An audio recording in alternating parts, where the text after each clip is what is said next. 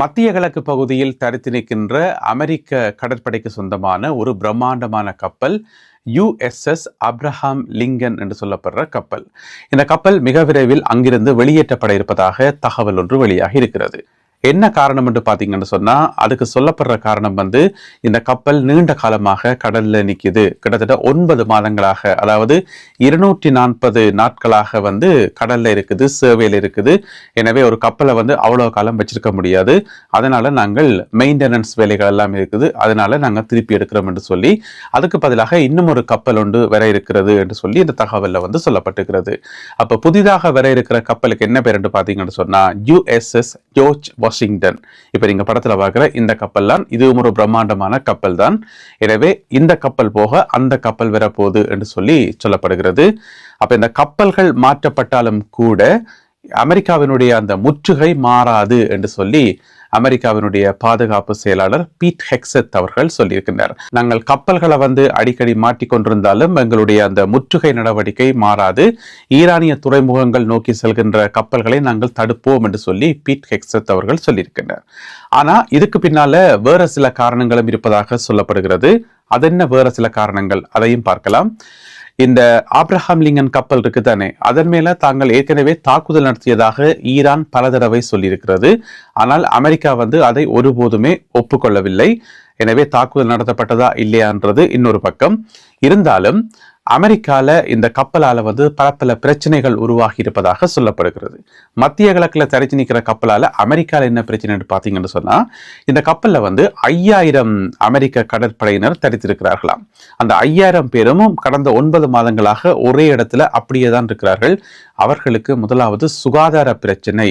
கப்பல்ல கழிவு நீர், கழிவு ஓயில் என்று சொல்லி அந்த நீண்ட காலமாக ஒரு இடத்துல கப்பல் தரிச்சு நிற்கக்குள்ள சுகாதார பிரச்சனை வரும் தானே. எனவே அங்க இருக்கக்கூடிய அமெரிக்க படையினருக்கு முதலாவது சுகாதார பிரச்சனை ஒன்று இருக்குது.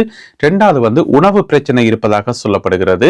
மூன்றாவது அங்க இருக்கக்கூடிய வீரர்கள் மனோரீதியாக, மென்டலி ரீதியாக பாதிக்கப்பட்டிருக்கிறார்கள்.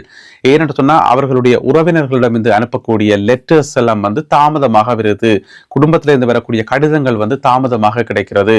அதாவது இந்த ஒழுங்கமைப்புல பிரச்சனை இருக்கின்றதால அங்க இருக்கக்கூடிய படையினர் மன ரீதியாக பாதிக்கப்பட்டிருக்கிறார்கள் என்று சொல்லி யார் சொன்னு பாத்தீங்கன்னு சொன்னா, அமெரிக்காவினுடைய நாடாளுமன்ற உறுப்பினர்கள். இது சம்பந்தமாக லோ மேக்கர்ஸ் எனப்படுகின்ற அமெரிக்க நாடாளுமன்ற உறுப்பினர்கள் பல தடவை சுட்டிக்காட்டி அரசாங்கத்துக்கு அழுத்தம் கொடுத்திருக்கிறார்கள். ஏனென்று சொன்னா அந்த குடும்பத்தாக்கள் எல்லாம் இப்ப ஒவ்வொரு தொகுதி பாராளுமன்ற உறுப்பினர்கள் தான் சொல்லிவிடும் பிரச்சனைகளை. இந்த மாதிரி என் ஹஸ்பண்ட் இந்த கப்பல்ல இருக்கிறார், அவரோட கண்டாக்ட் பண்ண முடியல, பார்க்க முடியலன்னு சொல்லி அங்க புஷ் பண்ணும்போது அவர்கள் பாராளுமன்றத்துல அது சம்பந்தமான குரல்களை கொடுப்பார்கள். எனவே அமெரிக்கன் லோ மேக்கர்ஸ், பாராளுமன்ற உறுப்பினர்களால இந்த பிரச்சனை பெரியதொரு பிரச்சனையாக மாற்றப்பட்டதாக சொல்லப்படுகிறது. அடுத்த முக்கியமான பிரச்சனை என்ன சொன்னா, ராணுவ ரீதியிலான உளவியல் சிக்கல். அதென்ன ராணுவ ரீதியிலான உளவியல் சிக்கல் என்று சொன்னா, இப்போ ஒரு பெரிய படையை குறிப்பிட்ட போர்க்களத்துக்கு நகர்த்தினா அடுத்தடுத்த நாட்கள்லயோ அடுத்த கிழமையோ சண்டை ஆரம்பிச்சா அது அப்படியே போய்கொண்டிருக்கும். சண்டை இந்த மாதிரி போய்கொண்டிருக்கும். ஆனா படையை கொண்ட நிப்பாட்டி வச்சு போட்டு சண்டையும் இல்லை ஒன்றும் இல்லை என்று சொல்லி அது ஏன் நிக்கிறோம், எதுக்கு நிக்கிறோம் என்று தெரியாமல் ஒரு பெரிய படை ஒரு இடத்துல நிற்கும் போது, நீண்ட காலமாக நிற்கும் போது அந்த படையினருக்கு ஒரு சலிப்பு வரும்.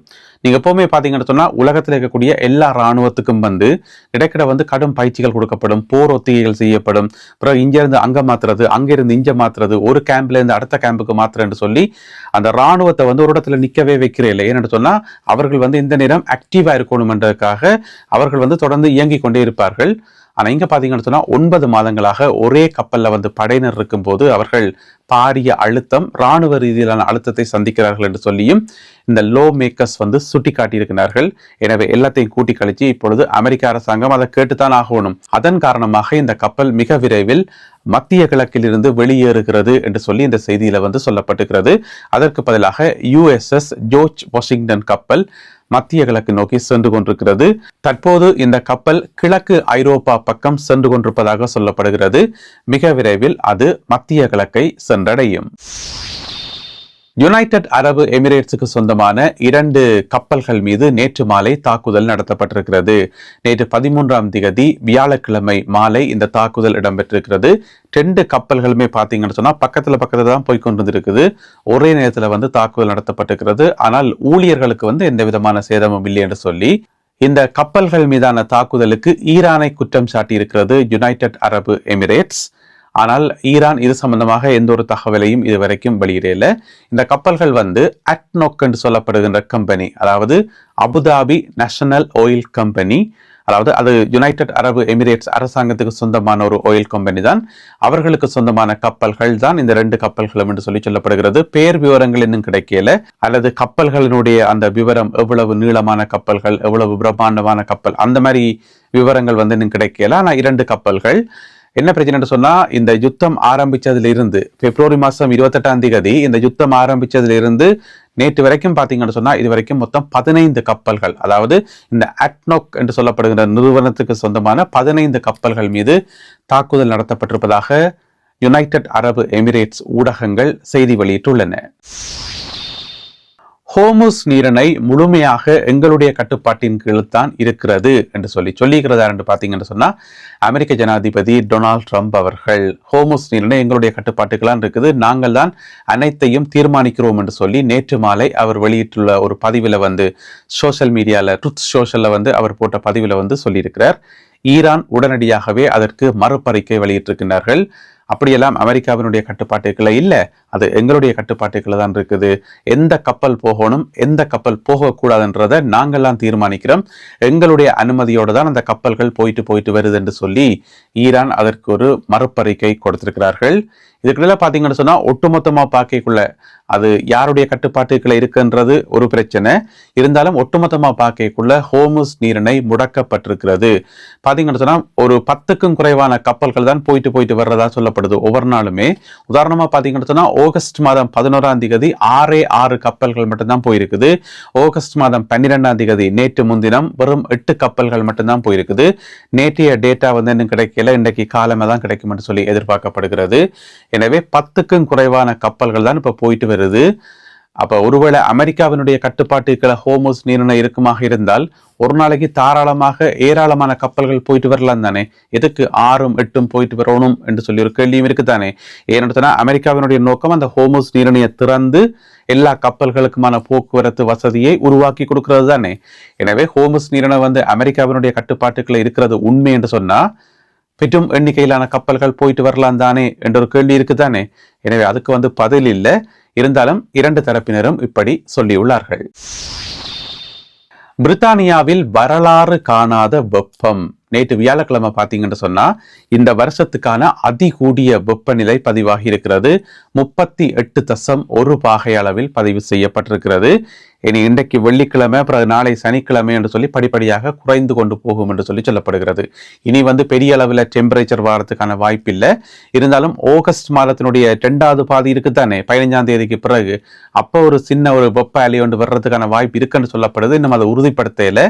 இருந்தாலும் படிப்படியாக குறைஞ்சு கொண்டு போகும் என்று சொல்லி என்ன பிரச்சனை சொன்னா, இந்த வருஷம் பாத்தீங்கன்னு சொன்னா இதுவரைக்கும் மொத்தம் 4 வெப்ப அலைகள் கட்டங்கட்டமாக ஜூன் மாசத்திலிருந்து இப்போ ஆகஸ்ட் மாத நடுப்பகுதி வரைக்கும் கட்டங்கட்டமாக 4 வெப்ப அலைகள். நேற்று 38.1 பாகை வெப்பநிலையை யூகேயால வந்து தாங்க முடியல. நிறைய இடங்கள்ல வந்து தீ விபத்துக்கள் எல்லாம் ஏற்பட்டு, மிக முக்கியமாக வெஸ்ட் மிட்லாண்ட்ஸ் பகுதியில பாத்தீங்கன்னு சொன்னா வீடுகள் எல்லாம் தீப்பிடிச்செறிஞ்சு அதுல வந்து 6 பேர் வரையில் பாதிக்கப்பட்டிருந்தார்கள். நூற்றுக்கணக்கான தீயணைப்பு படை வீரர்கள் தீயை அணைக்கின்ற முயற்சியில வந்து ஈடுபட்டிருந்தார்கள். உங்கள் எல்லாருக்குமே தெரியும், பிரித்தானியாவாக இருக்கலாம் அல்லது ஏனைய ஐரோப்பிய நாடுகளாக இருக்கலாம், எல்லாமே வந்து அந்த குளிர தாங்கும் விதமாகத்தான் வடிவமைக்கப்பட்டிருக்கே தவிர இங்க இருக்கக்கூடிய கட்டமைப்புகள், அது வீடுகள் மட்டுமில்ல, ரோட்டு மற்ற கட்டடங்கள் எல்லாமே வந்து குளிர நல்லா தாங்கும். ஆனா வெயில் வந்தா தான் பிரச்சனை, எல்லாம் அங்கங்க பத்தி எரியும். எனவே அப்படியான சம்பவம் தான் நேற்று நடந்திருக்கிறது. பல வீடுகள் வந்து தீக்கிரையாகி இருக்கின்றன. எனவே அவற்றினால் பாதிக்கப்பட்ட மக்களுக்கு உதவி பணிகள், உதவி நிவாரணங்கள் இப்பொழுது கொடுக்கப்பட்டு வருகின்றன. இந்த வருடத்துக்கான அதிகூடிய வெப்பநிலை நேற்றைய நாளில் பதிவாகி இருக்கிறது 38.1 பாகை செல்சியஸ். இந்த காணொலியில் பகிர்ந்து கொள்ளப்பட்ட செய்திகள், தகவல்கள் தொடர்பான உங்களுடைய கருத்துக்களை மறக்காமல் கீழே எழுதுங்கள். மீண்டும் சந்திப்போம் உறவுகளே. நன்றி, வணக்கம். நன்றி உறவுகளே. இது போன்ற வீடியோகளை பார்வையிட சுந்தூஸ் முகமது இம்தியாஸ் என்ற யூடியூப் சேனலை சப்ஸ்கிரைப் செய்யும்.